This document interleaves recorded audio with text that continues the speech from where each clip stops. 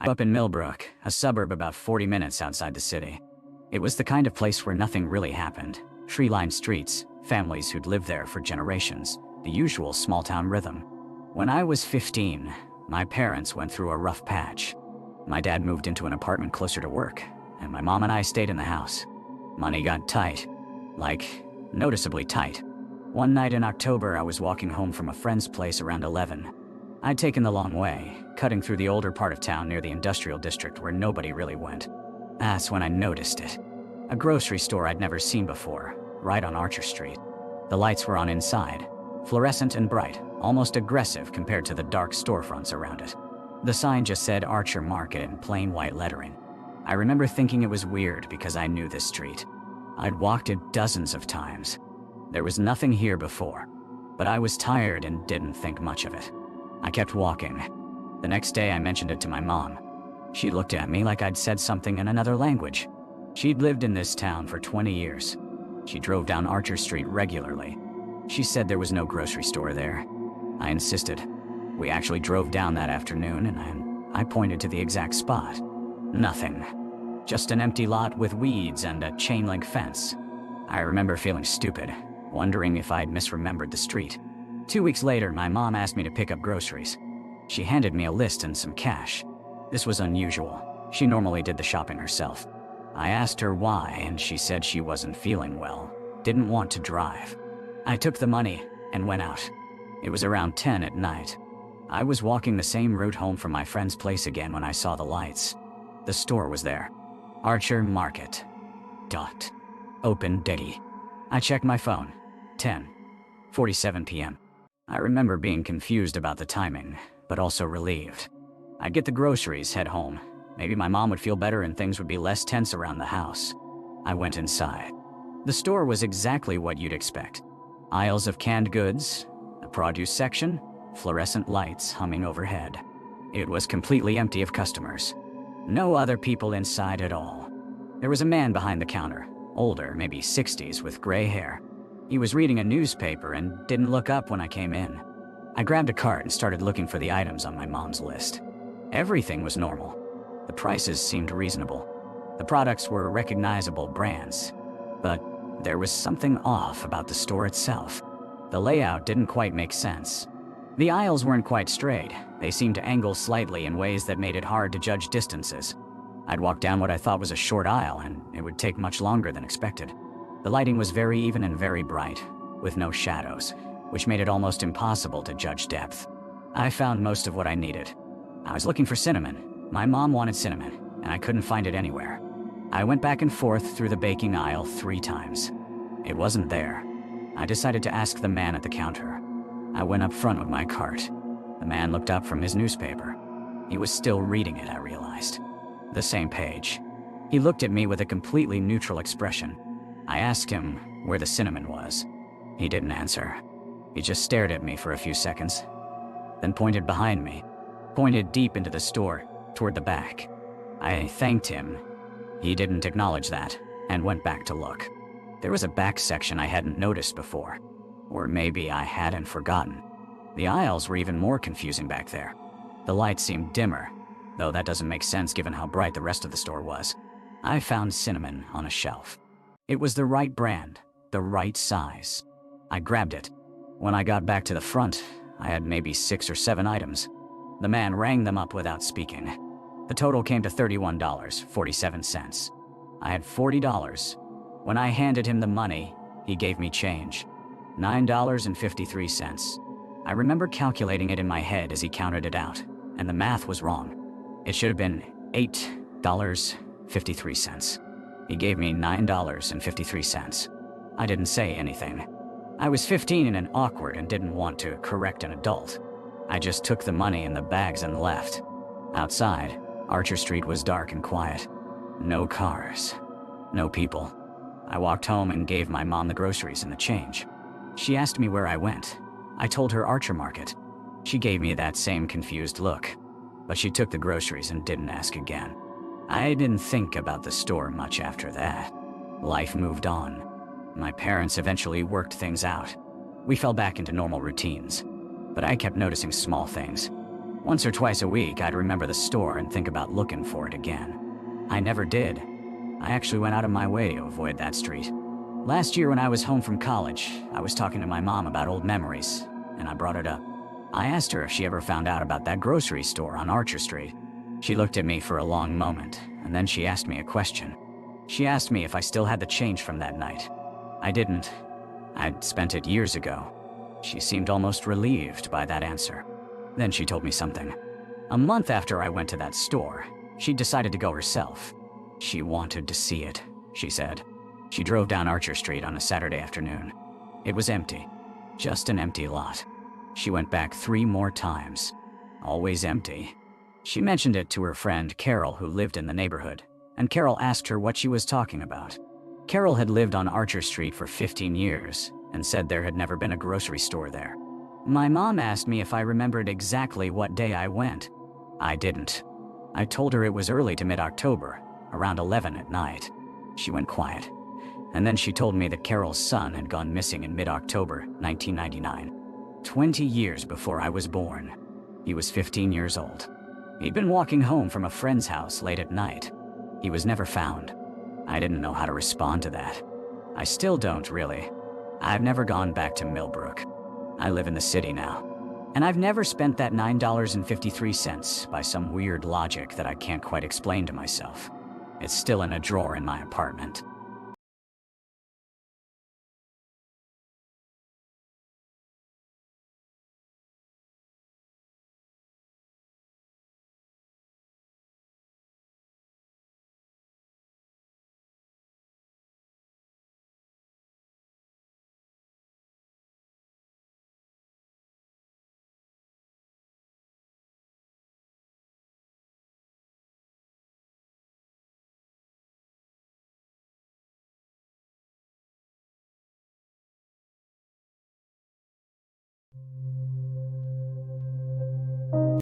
I saw it. A door.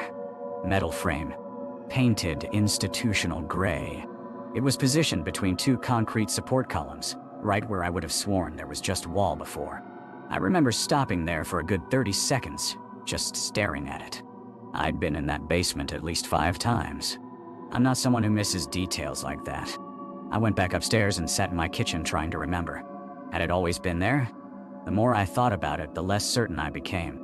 You know that feeling when you can't actually remember something you're sure you should know? It was like that. The next morning, I called Derek.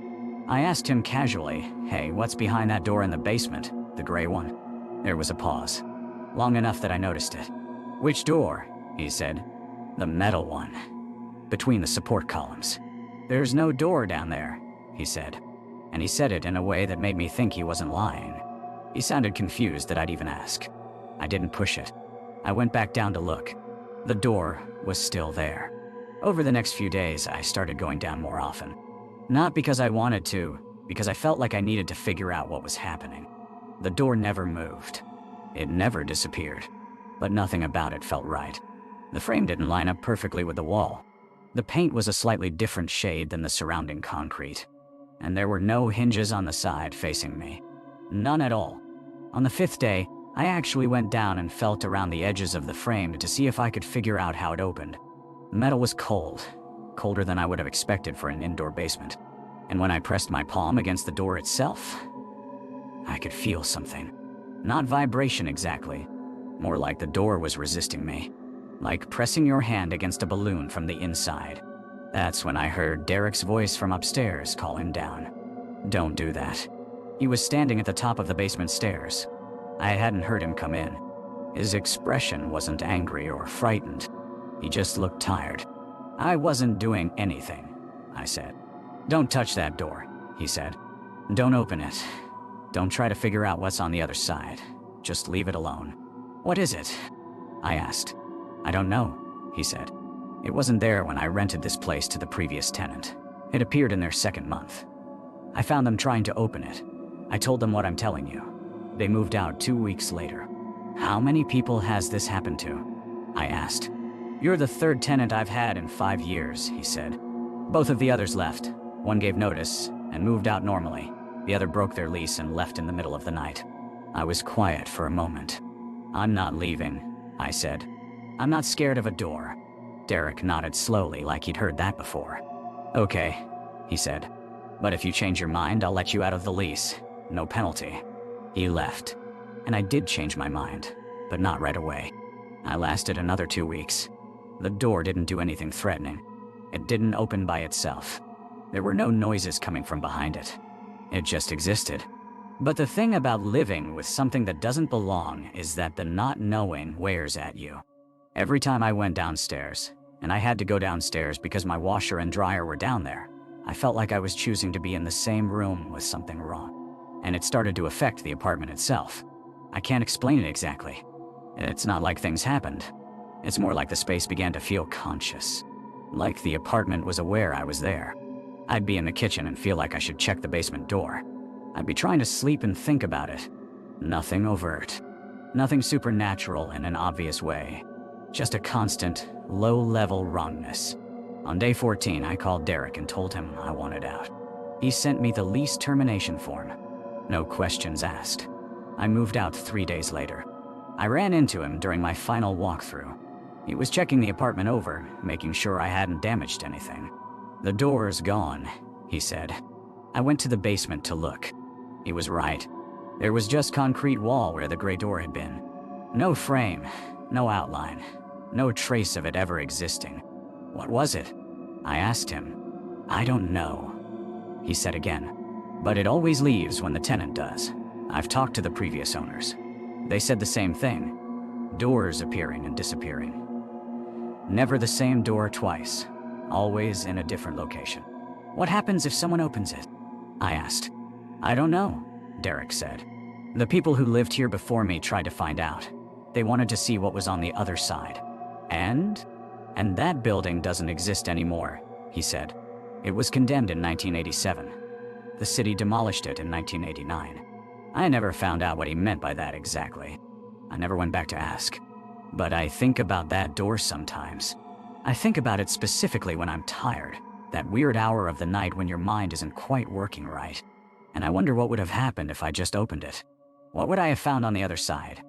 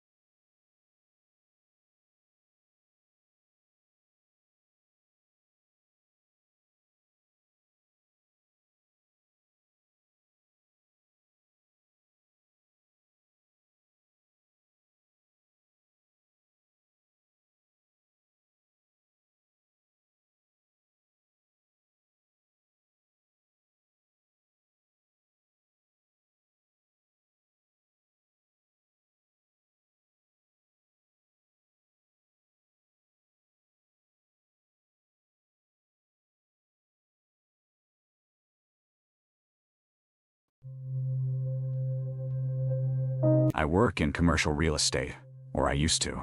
Part of the job means spending time in older buildings, evaluating them for renovation or sale. Most of the time it's boring, checking foundation integrity, documenting square footage, talking to current tenants.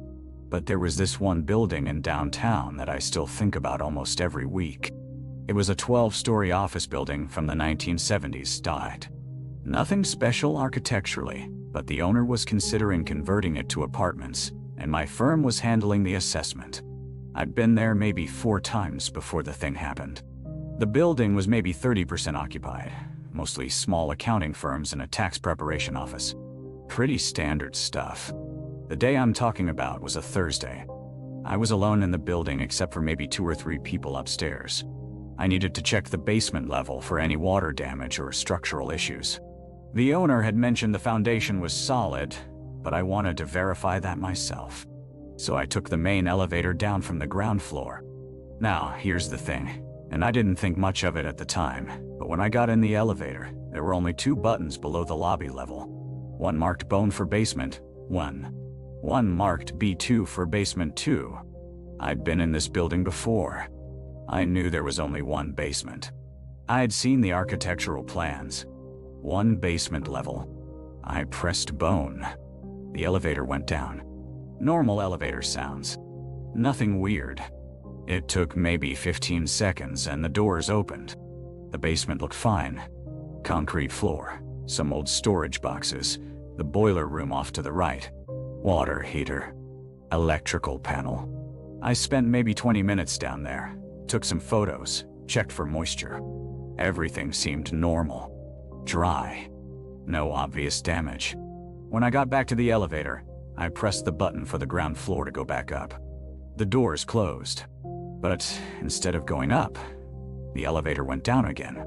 The digital display just showed a downward arrow. I remember my stomach doing this weird flip. The elevator shouldn't have gone down. I'd pressed the button for the ground floor. There's nothing below basement 1. I watched the display. No numbers. Just that down arrow for what felt like 10 seconds. Then it stopped. The doors opened. I was looking at another basement. I knew immediately this wasn't right. The architecture of the building didn't support this. The plans had one basement level. This was a second basement, and I had no idea it existed. It was darker than bone. The lights were dimmer down here, or maybe half of them weren't working. I could see the left side pretty clearly, but the right side faded into shadow. I didn't get out. I don't know why exactly. Some part of me just knew not to.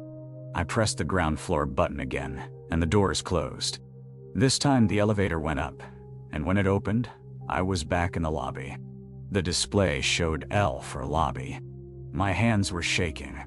I remember that clearly. I didn't take any photos of B2. I didn't go back down. I finished the rest of my assessment from the upper floors, and I left without mentioning it to anyone. But here's what bothered me. That night, I pulled up the architectural documents again.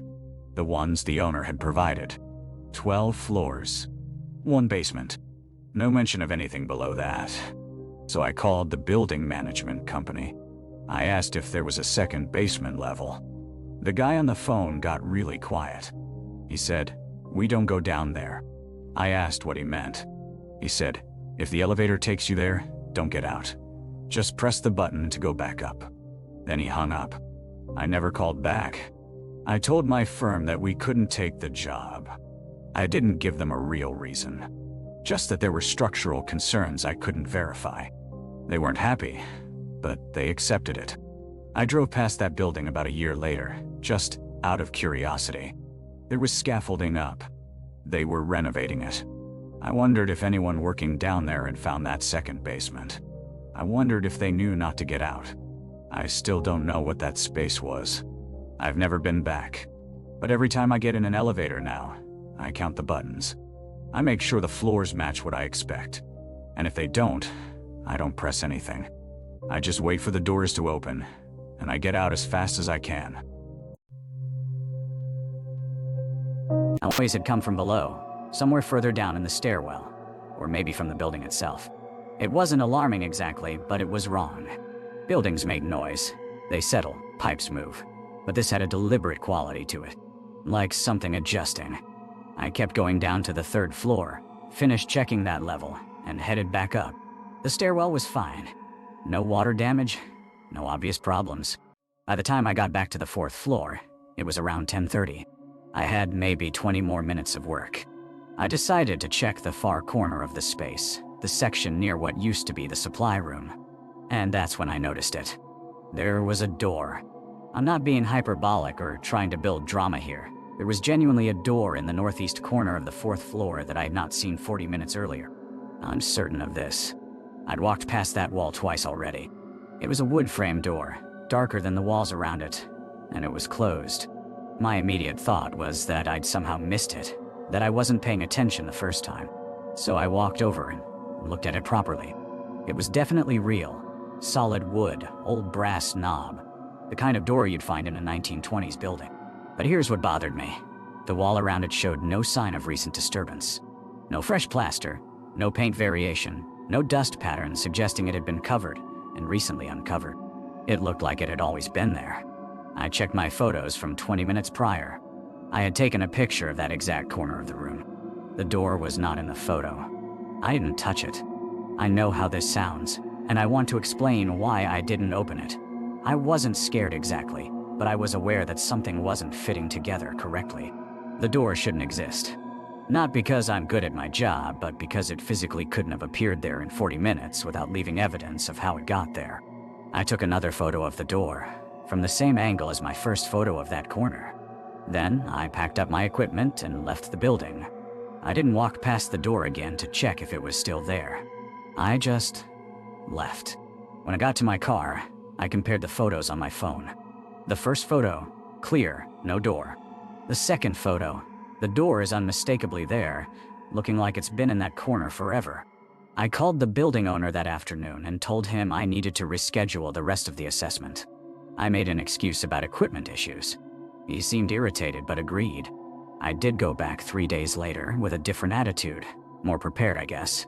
I brought a friend, another guy I work with named Marcus. We went up to the 4th floor together.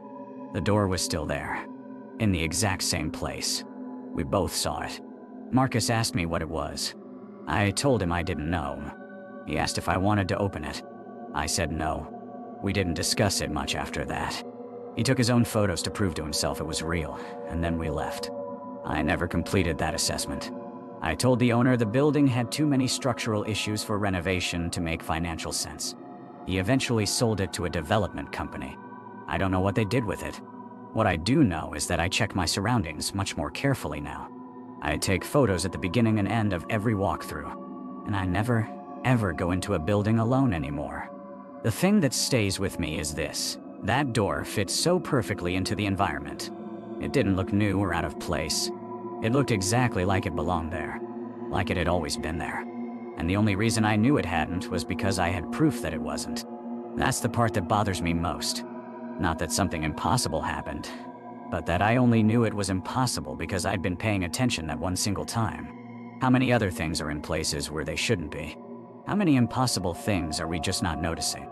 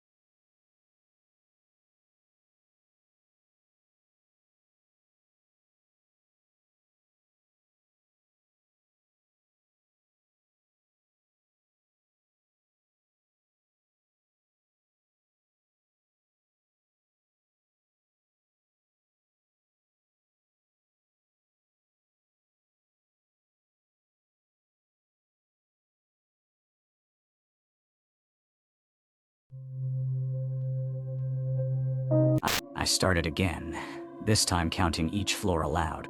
9 dollar, 8 7 car, 7 6. When I opened the door at 6, I was in a basement. Not a basement with mechanical systems and storage, which is what the actual basement level of our building contains. This was different. Industrial shelving lined the hallway. Rows of it, extending maybe 50 feet before the hallway ended. The shelves held boxes. Thousands of boxes, all identical, all unmarked. The lighting was fluorescent but weak, like it was struggling. No windows. No exits that I could see. I went back into the stairwell immediately. I didn't think about it much then, just felt a spike of adrenaline and decided I must have gotten turned around. I climbed back up. 1, 2, 3 dimed by. When I opened the door at 3, I was in an apartment building hallway. I remember the carpet, dark red with a geometric pattern that had to be from the 1970s. The walls were wood paneled. The door plaque said things like 3C, 3. The corridor had a smell, not necessarily bad, but distinct. Stale, like a place that's been closed up for a long time. My heart was moving faster now. I went back into the stairwell. This time, I didn't count. I just climbed. 3 flights, 4, 5. I opened a door and found myself in what looked like the ground floor of the office building. The lobby. Except when I walked out, I was standing in a small foyer with a mailbox wall and a locked exterior door. Through the reinforced glass window in the door, I could see a street I didn't recognize. Dark, dotty, industrial dot. No cars, no people. I went back to the stairwell. At this point, I wasn't thinking clearly. I climbed to what should have been the 11th floor. My floor. The door opened onto a hallway that was completely unfamiliar. The lighting was the same fluorescent, but the hallway was narrower than ours. The walls were painted a shade of green that made me think of institutions, hospitals, or prisons. There were office doors, but no nameplates, just numbers. I walked about 20 feet and found a window. Looking out, I was staring at the same street from the ground floor view, but I was high up, maybe 15, 20 stories up. The perspective made my stomach turn. I went back to the stairwell and sat down on one of the steps. I don't know how long I sat there. Maybe 5 minutes. Maybe 15. I was trying to think about what was happening logically. The building had multiple stairwells, I reasoned. I must have entered a different one by accident. When I got back to work, I'd ask someone about the layout. That was it. I'd simply gotten confused. I climbed again, this time deliberately. I counted. 15, 16, 17.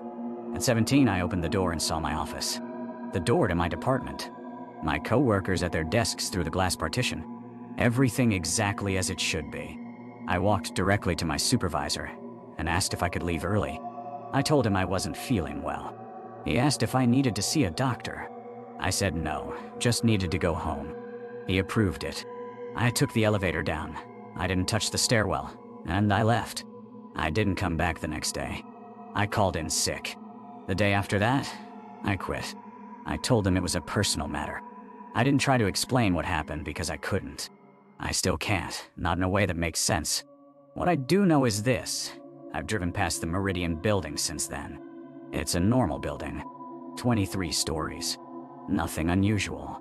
I've looked up old building records. There was never an expansion, no underground levels beyond the standard basement. The building was constructed as it currently exists. But I also know that I used those stairs hundreds of times, and I never once experienced what I experienced that Tuesday. The stairwell I've used 100 times and the stairwell I used that day cannot be the same thing. And I don't know how both exist in the same building, or if they do, what the difference between them is. I think about it sometimes, about whether other people have used that stairwell, whether they've noticed, whether they've quit like I did, or if they accepted it as something inexplicable and just kept going to work. I've never found anyone willing to talk about it. All I know is that I won't go back. And if you work in an office building with a stairwell, count the floors very carefully. Make sure they match what you expect,